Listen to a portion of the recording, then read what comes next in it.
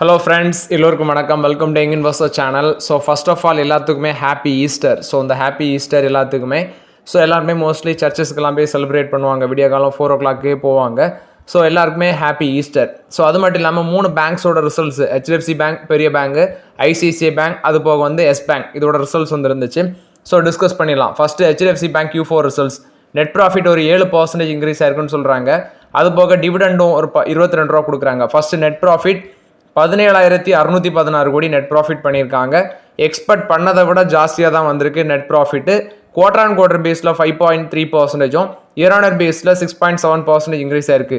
22 ரூபா டிவிடெண்ட் கொடுக்குறாங்க. அந்த டிவிடெண்டுக்கான ரெக்கார்ட் டேட் 27 ஜூன், அதாவது ஜூன் மாதம் 27 தான் இந்த 22 ரூபா டிவிடெண்டுக்கான ரெக்கார்ட் டேட் அப்படின்னு சொல்லியிருக்காங்க. Next asset quality. Net cross நான் பெர்ஃபார்மிங் அசட் 1.33% இருக்குது. டிசம்பரில் 1.42% இருந்தது, இப்போ கொஞ்சம் குறைச்சிருக்கிறாங்க. அது மாதிரி இயர் ஆனர் பேஸ்லையும் குறைஞ்சிருக்கு. நெட் என்பிஐ 0.43% இருக்குது. இது ப்ரீவியஸ் இயரில் 0.33% இருந்தது, அதோட கொஞ்சம் கூடி இருக்கு. ஆனால் முந்தின குவார்டரில் 0.46% இருந்தது, இப்போ கொஞ்சம் குறைஞ்சிருக்கு net NPA. Next provision and contingencies. இது பார்த்தீங்கன்னா அந்த குவார்டரில் 3190 கோடியாக இருக்குது. சேம் பீரியட் லாஸ்ட் இயரில் அதாவது முந்தின குவார்டரில் சேம் பீரியட் லாஸ்ட் இயரில் 13,510 கோடியாக இருந்திருக்கு. அதை விட ப்ரொவிஷன் அண்ட் கண்டிஜினியஸ் 3,190 கோடியாக குறைஞ்சிருக்கு. நெக்ஸ்ட் நெட் இன்ட்ரெஸ்ட் இன்கம் 10.3% வளர்ச்சி அடைஞ்சிருக்கு. 32,070 கோடியாக இருக்குது. நெட் இன்ட்ரெஸ்ட் மார்ஜின் 3.54% இருக்குது. அவங்களோட டோட்டல் அசட்ஸில் இன்ட்ரெஸ்ட் ஏர்னிங் அசட்டில் 3.73% இருக்குது. 700 கோடி பார்த்தீங்கன்னா இன்கம் டேக்ஸ் ரீஃபண்ட்லேருந்து இவங்களுக்கு கிடச்சிருக்கு. அது ஒரு 3.46% ஆஃப் த டோட்டல் அசட்ஸில் இருக்குது. 3.65% இன்ட்ரெஸ்ட் ஏர்னிங் அசட்ஸில் இருக்குது அப்படின்னு சொல்கிறாங்க. அடுத்தது அதர் இன்கம் நான் இன்ட்ரெஸ்ட் ரெவன்யூ 12,030 கோடியாக இருக்குது. அது போக ஃபாரின் எக்ஸ்சேஞ்சஸ், டெரிவேட்டிவ்ஸ், அதோட ரெவன்யூ 1,440 கோடி. நெட் ட்ரேடிங் மார்க்கெட் கெயின் ஆனது 390 கோடின்னு சொல்கிறாங்க. அது போக ரிகவரிஸ் அண்ட் டிவிடெண்ட் அது ஒரு 1,670 கோடி கிடச்சிருக்கு. டெபாசிட் க்ரோத்னு பார்க்கும்போது 15.8% deposit growth. Average deposit of the bank 25.28 lakh crore இருக்குது. சீக்வன்ஷியல் பேஸில் முந்தின குவார்டரை கம்பேர் பண்ணி பார்த்தீங்கன்னா 3.1% டெபாசிட் இன்க்ரீஸ் ஆயிருக்கு. பேங்கோட ஆவரேஜ் காசா டெபாசிட் 8.3 lakh crore இருக்குது. 5.7% வளர்ச்சி அடைஞ்சிருக்கு. பட் குவார்டர் ஆன் குவார்டர் பேஸில் 1.4% வளர்ச்சி அடைஞ்சிருக்கு. காசா டெபாசிட் 3.9% வளர்ச்சி அடைஞ்சிருக்குன்னு சொல்கிறாங்க. அது காசா டெபாசிட்னு பார்க்கும்போது அவங்களோட savings account deposit 6.31 lakh crore இருக்குது. Current account deposit 3.14 lakh crore இருக்குது.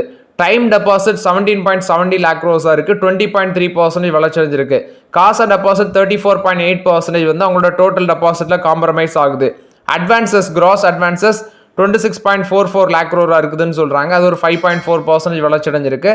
அட்வான்ஸ் அண்டர் மேனேஜ்மெண்ட் 7.7% வளர்ச்சி அடைஞ்சிருக்கு. ரீட்டைல் லோன்ஸ் 9% வளர்ச்சி அடைஞ்சிருக்கு. கமர்ஷியல் அண்ட் ரூரல் பேங்கிங் அது 12.8%. ஹோல்சேல் லோன் 3.6% விழுந்திருக்கு.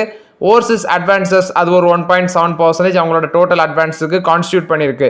Capital adequacy ratio, total capital adequacy ratio Basel 3 guidelines 19.6% இருக்குன்னு சொல்கிறாங்க. அது மாதிரி ரெகுலேட்டரி ரிக்யூர்மெண்ட் 11.7% இருக்குது. Tier 1 CAR 17.7%, tier 1 capital ratio 17.2% இருக்குது. Risk weighted assets 26.60 lakh crore இருக்குன்னு சொல்கிறாங்க. ஸோ ஓவர்லாட் பார்த்தீங்கன்னா HDFC பேங்கோட ரிசல்ட்ஸ் பார்க்கும்போது அப்படி நார்மலாக பண்ணியிருக்காங்க. பெருசாக பூமிங் ஆகட்டாலும் ஒரு மாதிரி இருக்குது அப்படின்னு சொல்லலாம். ஸோ ஃபஸ்ட்டு ப்ராஃபிட் 7% கொடுக்குறாங்க. அதுவும் பார்த்தீங்கன்னா 5.5% தான் வளர்ச்சி அடைஞ்சிருக்கு குவார்டர் ஆன் குவார்டர் பேசிஸில். 22 ரூபா டிவிடெண்ட் இருக்குது. அசட் வேல்யூ, அசட் குவாலிட்டின்னு எடுத்து பார்த்தீங்கன்னா நெட் என்பிஏ, கிராஸ் என்பிஏலாம் இயர் ஆனர் பேசிஸில் இன்க்ரீஸ் ஆயிருக்கு. First gross NPA year on year பேசிஸில் இன்க்ரீஸ் ஆயிருக்கு. பட் குவார்டர் ஆன் குவார்டர் பேஸில் குறைஞ்சிருக்கு. Net NPA quarter on quarter பேஸில் குறைஞ்சிருக்கு, இயர் ஆனர் பேசிஸில் அதிகரிச்சிருக்கு. இப்படி தான் இருக்குது. ஆவரேஜாக எல்லாம் 5% to 7% அந்த ரேஞ்சில் வளர்ச்சி அடைஞ்சிருக்காங்க. நார்மலாக இருக்குது. மார்க்கெட் எப்படி ரியாக்ட் பண்ணுதுன்னு பார்க்கலாம். HDFC பேங்க், HDFC பேங்கோட ஷேர் பிரைஸ் 1,905 ரூபா லாஸ்ட் மார்க்கெட்டில் க்ளோஸ் ஆயிருக்கு. 1.5% பாசிட்டிவ்.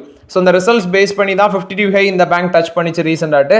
ஸோ ஒரு நல்ல ரேஞ்சில் தான் இருக்குது HDFC பேங்க். நல்ல ரேஞ்சுனா பொசிஷனை சொல்கிறேன், ஃபண்டமெண்டல்ஸ் நல்லா இருக்குது. பட் இப்போ ஆப்பர்ச்சுனிட்டி அப்படின்னா ஆப்பர்ச்சுனிட்டி இல்லை HDFC பேங்க்கில். வெயிட் பண்ணலாம். ஆல்ரெடி கன்சிடர் பண்ணியிருந்தீங்கன்னா ஹோல்ட் பண்ணுங்கள். நெக்ஸ்ட் பார்த்தீங்கன்னா எஸ் பேங்க் Q4 ரிசல்ட்ஸ் வந்திருக்கு. நெட் ப்ராஃபிட் 63% இன்க்ரீஸ் ஆயிருக்கு. 738 கோடி. நெட் இன்ட்ரெஸ்ட் இன்கம் 5.7% இன்க்ரீஸ் ஆயிருக்கு. 2,276 கோடி. அதுபோக பேங்கோட இன்ட்ரெஸ்ட் இன்கம் 2.3% வளர்ச்சி அடைஞ்சிருக்கு. 7616 கோடி. நெட் என்பிஐ 0.3% இருக்குது, 0.3%. முந்தின குவார்டரில் 0.5% இருந்தது, இப்போ குறைச்சிருக்கிறாங்க. கிராஸ் என்பிஐ 1.6% இருக்குது. முந்தின குவார்டரை கம்பேர் பண்ணும்போது, அதாவது ஃப்ளாட்டாக தான் இருக்குது. முந்தின குவார்டரை கம்பேர் பண்ணும்போது ஃப்ளாட்னா ஒரே இதில் தான் இருக்குதுன்னு சொல்கிறாங்க.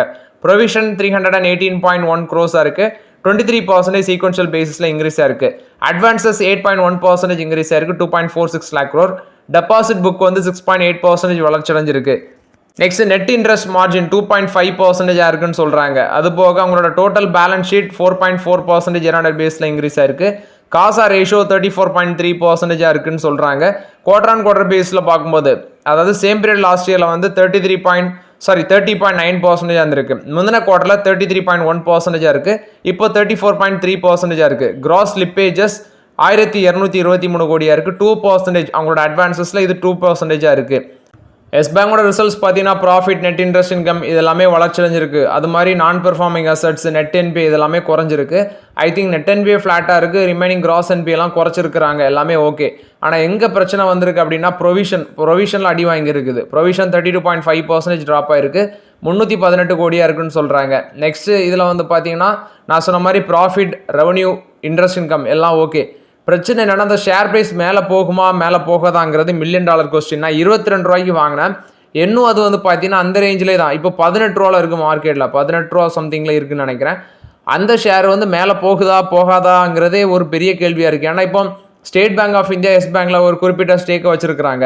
அதை யார் வாங்குறாங்க அதுங்கிறது ஒரு டவுட்டாக இருக்குது. ஏன்னா இப்போ ஜப்பானை சேர்ந்த அந்த மிஸ்டுபி ஃபினான்ஷியல் குரூப் அவங்க வாங்குறாங்களா இல்லை வேறு யாரும் வாங்குறாங்களா, அது ஒரு டவுட்டில் போய்ட்டுருக்கு. ஸோ எஸ் பேங்க்கில் இன்னும் கிளியர் கட் அப்டேட்ஸ் வரல, அதை யார் வாங்க போகிறாங்க, ஸ்டேட் பேங்க் ஆஃப் இந்தியாட்ட இருக்க ஸ்டேக்கு யார் வாங்க போகிறான்னு சொல்லி வெயிட் பண்ணி தான் பார்க்கணும். பட் எஸ் பேங்க் நான் 22 கூட கன்சிடர் பண்ணேன், இப்போ 18 ரூபாவில் வந்திருக்குது. வெயிட் பண்ணி பார்க்கலாம் மேலே போகுது அந்த ரிசல்ட்ஸுக்கு அப்புறம் அப்படின்னு சொல்லி. நெக்ஸ்ட் ஐசிசி பேங்கோட ரிசல்ட்ஸு, ப்ராஃபிட் 15.7% இன்க்ரீஸ் ஆயிருக்கு, 13,501 கோடி. நான் இன்ட்ரெஸ்ட் இன்கம் 18.4% க்ரோத்து, 7,021 கோடியாக இருக்குது. அது மாதிரி அவங்களோட நெட் ப்ராஃபிட் வந்து, அதாவது ஸ்டாண்டலோன் பேஸில் நெட் ப்ராஃபிட் 18% வளர்ச்சி அடைஞ்சிருக்குன்னு சொல்கிறாங்க. பேங்கோட கோர் நெட் இன்ட்ரெஸ்ட் இன்கம் 11% வளர்ச்சி அடைஞ்சிருக்கு, 21,193 கோடியாக இருக்குது. அடுத்து ப்ரொவிஷன் இந்த குவார்ட்டரில் 891 கோடியாட்டி இன்க்ரீஸ் ஆயிருக்கு. அசட் குவாலிட்டி இம்ப்ரூவ் ஆயிருக்கு, கிராஸ் நான் பெர்ஃபார்மிங் அசட் 1.61% இருக்குது. இது வந்து சேம் பீரியட் லாஸ்ட் இயரில் 1.96% இருந்தது, குறைச்சிருக்காங்க. ஹெச்டிஎஃப்சி பேங்கோட ரிசல்ட்ஸை கம்பேர் பண்ணும்போது ஐசிசி பேங்கோட ரிசல்ட்ஸ் நல்லா பண்ணியிருக்கிறாங்க. ஸோ ஐசிசி பேங்கோட ரிசல்ட்ஸ் தான் என்னோட ஒப்பீனியனில் நல்லா இருக்குது. எஸ் பேங்கில் ரிசல்ட்ஸ் நல்லா இருக்குது, பட் என்ன பிரச்சனைனா ப்ரொவிஷன் வந்து குறைஞ்சிருக்கு. பட் மேபி ஸ்டாக் ப்ரைஸ் நல்லா பண்ணலாம் அப்படின்னு நான் எக்ஸ்பெக்ட் பண்ணுறேன், வெயிட் பண்ணி பார்க்கலாம். நெக்ஸ்ட் ஜஸ்டைல், இவங்களோட Q4 ரிசல்ட்ஸ் கொடுக்குறாங்க. நெட் ப்ராஃபிட் 61% இன்க்ரீஸ் ஆயிருக்கு, 584 கோடி. ரெவன்யூ 9.5% இன்க்ரீஸ் ஆயிருக்குன்னு சொல்கிறாங்க. அடுத்தது ரெவன்யூ 1141 கோடியாக இருக்குது. நெக்ஸ்ட்டு பார்த்தீங்கன்னா அவங்களோட க்ரோத்துன்னு பார்க்கும்போது யூனிக் விசிட்டர் அது வந்து 191.3 மில்லியன்ஸாக இருக்குது, 11.8% வளர்ச்சி அடைஞ்சிருக்கு. டோட்டல் பிஸ்னஸ் 48.8 மில்லியன்ஸ் வச்சுருக்கிறாங்க. நெக்ஸ்ட் பார்த்தீங்கன்னா காக்னிசனோட சிஓ இருக்கிற ரவிக்குமார், ஃபினான்ஷியல் 24 அவரோட பேமெண்ட் வந்து, அதாவது அவரோட காம்பன்சேஷன் ரைஸ் ஆயிருக்கு, 14% இன்க்ரீஸ் ஆயிருக்கு, $8.2 மில்லியன் இருக்குன்னு சொல்கிறாங்க. சேம் பீரியட் லாஸ்ட் இயரில் $7.2 மில்லியன் இருந்தது, இப்போ இன்க்ரீஸ் ஆயிருக்கு. அடுத்தது இன்ஃபோசிஸோட சிஓ ஷாலில் பரைக், அவரோட 6th ஃபினான்ஷியல் இயர் அது வந்து 66 கோடியை ரீச் பண்ணியிருக்குன்னு சொல்கிறாங்க ஃபினான்ஷியல் 24ல். எல்டிஐ மைண்ட்ரியோட சிஓ அண்ட் எம்டியாக இருக்கிற தீபாஷிஷ் சட்டர்ஜி 10% இன்க்ரீஸ் ஆகி அவரோட டோட்டல் ஆனுவல் பே 19.34 crores இருக்குது. அடுத்தது பார்த்தீங்கன்னா எல்என்டி டெக்னாலஜி சர்வீஸு, அவரோட பேமெண்ட்டு அதில் யார் இருக்காருன்னா அமித் சாதா, அவர் தான் சிஓ அண்ட் எம்டியாக இருக்கிறாரு. அவரோட ஆனுவல் பேமெண்ட் 15.4 crores இருக்குது. சேம் பீரியட் லாஸ்ட் இயரில் 7.3 crores இருந்திருக்குன்னு சொல்கிறாங்க. இது வந்து சிஓ அண்ட் எம்டிஸோட சேலரி. நெக்ஸ்ட் பார்த்தீங்கன்னா கர்நாடகா வந்து ஒரு ஒப்புதல் கொடுத்துருக்காங்க, 3273 கோடி. டாடா ரியாலிட்டி பிஸ்னஸ் பார்க், இது மூலமாட்ட 5500 பேருக்கு வேலை கிடைக்கும். டாடா ரியாலிட்டி இன்ஃப்ராஸ்ட்ரக்சர், இவங்க வந்து 25.5 ஏக்கர் பார்சல், அந்த லேண்டில் வந்து 986 கோடிக்கு கிராஃபைட் இந்தியா லிமிடெட் வந்து வாங்கியிருக்கிறாங்க ஆகஸ்ட் 2023 கோடியில். இதில் வந்து பார்த்தீங்கன்னா அவங்க வந்து டாடா ரியல்டி பிஸ்னஸ் பார்க் வந்து கிரியேட் பண்ண இருக்கிறாங்க. இது மூலமாட்டு 5500 பேருக்கு வேலை கிடைக்கும். 3273 கோடி இன்வெஸ்ட்மெண்ட் பண்ணுறாங்க. இதுக்கு கர்நாடகாவோட கேபினட் கமிட்டி வந்து ஒப்புதல் கொடுத்துருக்காங்க. டாடா மோட்டார்ஸோட ரிசல்ட்ஸ் நிறைய பேர் எக்ஸ்பெக்ட் பண்ணிட்டு இருப்பீங்க. மே 13 வருது அந்த Q4 ரிசல்ட்ஸு, அதில் டிவிடெண்டுக்கான டிசிஷனும் வரலாம் அப்படின்னு சொல்கிறாங்க. இது டாடா மோட்டார்ஸ் கொடுத்த அப்டேட்டு. நெக்ஸ்ட் பார்த்தீங்கன்னா டாடா குழுமம் வந்து யூகேல ஒரு பிரிட்டனில் வந்து ஒரு பிக்கஸ்ட் பேட்டரி பிளான் போட இருக்கிறாங்க. Agratas energy storage solution private limited இப்படிங்கிற கம்பெனி அவங்களுக்கு இருக்கு போல. அந்த கம்பெனி மூலமாட்ட அவங்க ஒரு பிக்கஸ்ட் பிளான் போட இருக்கிறாங்க. இது வந்து 2030 வந்து பார்த்தீங்கன்னா கிட்டத்தட்ட ஆப்ரேஷனலுக்கு வரும் போல். இது வந்து அவங்களுக்கு தேவையான அந்த ஆட்டோமோட்டிவ் செக்டருக்கு தேவையான கெப்பாசிட்டி, அதாவது இந்த பேட்டரி கெப்பாசிட்டி எல்லாமே இந்த பிளான்லேருந்து மோஸ்ட்லி தேவைப்படும்னு சொல்கிறாங்க. அதனால 15 பேங்க்ஸ் கிட்டத்தட்ட பார்த்தீங்கன்னா இந்த லோன் சைன் பண்ணியிருக்கிறாங்க. அதுக்கு வேண்டி டாடா குழுமத்துக்கு $990.79 million ஒர்த் ஆஃப் லோன் வந்து இந்த பேட்டரி பிளான்ட்டுக்கு அவங்களுக்கு கிடைக்குதுன்னு சொல்கிறாங்க. கிட்டத்தட்ட 15 பேங்க்ஸ் கிட்ட சைன் பண்ணியிருக்கிறாங்க. இது டாடா குழுமத்துக்கு ஒரு பாசிட்டிவ் அப்டேட்டாக இருக்குது. நெக்ஸ்ட் இந்த ஜென்சால் இன்ஜினியரிங் இஷ்யூவை பற்றி நான் டிஸ்கஸ் பண்ணியிருந்தேன். என்னென்னா அவங்களோட ஃபேமிலி மெம்பர்ஸ் வந்து ரியல் எஸ்டேட், லக்ஸரி ப்ராஜெக்ட்ஸ் அதில் எல்லாமே இன்வெஸ்ட்மெண்ட் பண்ணியிருக்காங்க. ஃபண்ட் எடுத்து, அதாவது கடன் வாங்கின ஃபண்ட் எடுத்து அவங்களோட ஓன் இதில் இன்வெஸ்ட்மெண்ட் பண்ணியிருக்காங்க. நிறைய அவங்களோட என்டிடி கம்பெனிஸில் எல்லாமே இன்வெஸ்ட்மெண்ட் பண்ணியிருக்காங்கன்னு சொல்லி. ஸோ இப்போ மெயின் ரீசன் நிறைய வந்திருக்குது. ஸோ செபியோட சில இன்வெஸ்டிகேஷனுக்கு அப்புறம் ஃபண்ட் டைவர்ஷன், ஸ்டாக் மேனிப்புலேஷன் நடந்திருக்கு. 96.69 crore of worth of amount வந்து ஃபண்ட்ஸ் வந்து 96.69 crores ஒர்த் ஆஃப் அமௌண்ட் வந்து ப்ரொமோட்டர் லிங்க் என்டிட்டிஸில் வந்து பார்த்தீங்கன்னா ஃபண்டு வந்து சுற்றி இருக்குது. 37.5 crores of worth of loan amount வந்து அவங்களோட சப்சிடரி கம்பெனிஸுக்கு எல்லாமே பேருக்கு அப்படின்னு சொல்கிறாங்க. 262 crores ஆஃப் அமௌண்ட் வந்து எலக்ட்ரிக் வெஹிக்கிள் பர்ச்சேஸ் பண்ணாமலே அது வந்து அன்அக்கௌண்டடாக இருந்திருக்கு பர்ச்சேஸ் பண்ணாமலே. நெக்ஸ்ட்டு பப்ளிக் செக்டார் கிட்டத்தட்ட IRDA, PFC இந்த மாதிரி கம்பெனிஸ்லாம் ஒரு 663 கோடிக்கு லோன் வாங்கியிருக்காங்க. ப்ரொமோட்டர் ரிலேட்டட் என்டிட்டிஸ் எல்லாமே பார்த்தீங்கன்னா இந்த ஃபண்டை வந்து தேவையில்லாமல் யூஸ் பண்ணியிருக்கிறாங்க அப்படின்னு சொல்லி செக்ஷன் 67 கம்பெனிஸ் ஆக்டில் சொல்கிறாங்க. அது போக ப்ளூ ஸ்மார்ட் அப்படிங்கிற ஒரு கம்பெனி இருக்குது. இதில் இன்றைக்கி ரீசெண்டாட்டு முக்கியமாட்டு டாப் ஹெட்லைன்ஸில் வந்து நீங்களே பார்த்துருப்பீங்க, தோனி, தீபிகா படுகோன் இவங்க எல்லாமே இந்த கம்பெனியில் இன்வெஸ்ட்மெண்ட் பண்ணியிருக்காங்க. இந்த ப்ளூ ஸ்மார்ட்டுங்கிறது இந்த ஓலா ஊபர்லாம் இருக்குல்ல, அதே மாதிரி அது ஓலா ஊபருங்கிறது வந்து டீசல் காரு, இவங்க ப்ளூ ஸ்மார்ட்டுங்கிறது எலக்ட்ரிக் கார் வச்சு டிரைவிங் பண்ணுறது. ப்ளூ ஸ்மார்ட் என்ன பண்ணியிருக்காங்கன்னா, ப்ளூ ஸ்மார்ட்டும் ஜென்சால் இன்ஜினியரிங்கோட one of the promoter entity தான். அந்த பணத்தை எடுத்து இவங்க லோன் வாங்கி தப்பாக மிஸ்யூஸ் பண்ணாங்களே, அந்த பணத்தை எடுத்து இங்கே போட்டாங்களா அப்படிங்கிற ஒரு கேள்வியும் இருக்குன்னு சொல்கிறாங்க. பட் ப்ளூ ஸ்மார்ட் வேலெட்லலாம் நிறைய பேர் இப்போ ப்ளூ ஸ்மார்ட் வந்து அவங்களோட சேவையை வந்து நிறுத்திட்டே வராங்க. ஆனால் ரிசர்வ் பேங்க் ஆஃப் இந்தியா வந்து ரெகுலேட் பண்ணியிருக்கிறாங்க அந்த ப்ளூ ஸ்மார்ட் வேலெட்டை.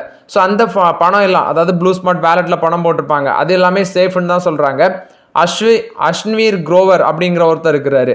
ஸோ அவர் வந்து பார்த்தீங்கன்னா ஃபோன்பேல முன்னாடி இருந்தார். அவரும் ஒரு ஸ்டார்ட் அப் வந்து ரன் பண்ணிட்டு இருக்காரு. அவருக்கும் அந்த ப்ரொமோட்டர் என்டிட்டிக்கும் லிங்க்ஸ் இருக்குது. ஸோ அந்த ஃபண்ட் எடுத்து இவர் வந்து இவரோட ஸ்டார்ட் அப்ஸில் எதுவும் போட்டாரா அப்படிங்கிற ஒரு பிரச்சனை போயிட்டுருக்கு. இந்த ப்ளூ ஸ்மார்ட் கேப்ஸ் வந்து ஊபர் இல்லைனா ஓலா வாங்க போகிறாங்க அப்படிங்கிற ஒரு பேச்சும் இருக்குது. அதை வந்து ஊபர் கிரீன் அப்படிங்கிற நேமில் ரீபிராண்ட் பண்ண இருக்கிறாங்க இப்படின்னு சொல்லி நிறைய நியூஸஸ் எல்லாமே வருது. இப்போ ரீசெண்டாக அருண் மேனன் ஒருத்தர் ரிசைன் பண்ணிட்டு போகிறாரு. ஸோ அந்த அருண் மேனன் வந்து பார்த்தீங்கன்னா ப்ரொமோட்டர்ஸ் என்டிட்டிக்கு வந்து லாஸ்ட் இயர் ஜூலை, ஆகஸ்ட் அந்த டைமில் வந்து மெயில் பண்ணியிருக்கிறாரு. அதாவது கம்பெனியோட கடன் பிரச்சனை, இந்த மாதிரி டெப்டை வந்து நம்ம எப்படி ரீஸ்ட்ரக்சர் பண்ணலாம், இது எல்லாமே சம்மந்தமாட்டு ஒரு மெயில் பண்ணியிருக்காரு. ப்ராப்பராட்டி இவங்க ரெஸ்பான்ஸ் பண்ணதுனால இவர் இப்போ ரிசைன் பண்ணிட்டு போகிறாரு. ஸோ தயவு செய்து இந்த மாதிரி கம்பெனிஸ்லாம் கேர்ஃபுல்லாக இருங்க. இது ஜென்சால் இன்ஜினியரிங் அது ரிலேட்டட் என்டிட்டிஸில் வந்து அப்டேட்டு. HDFC பேங்க் வந்து ஃபிக்ஸட் டெபாசிட்டுக்கான இன்ட்ரெஸ்ட் ரேட்டை வந்து 50 basis point கட் பண்ணியிருக்காங்க. இது HDFC பேங்க் கொடுத்த update. So okay friends, actually இந்த வீடியோவில் சில இம்பார்ட்டன்ட் அப்டேட்ஸ் எல்லாமே டிஸ்கஸ் பண்ணோம். அந்த வீடியோ உங்களுக்கு பயனுள்ளதாக இருந்துச்சுன்னா லைக் பண்ணுங்கள், சப்ஸ்கிரைப் பண்ணுங்கள், கமெண்ட் பண்ணுங்கள். Okay friends, thank you.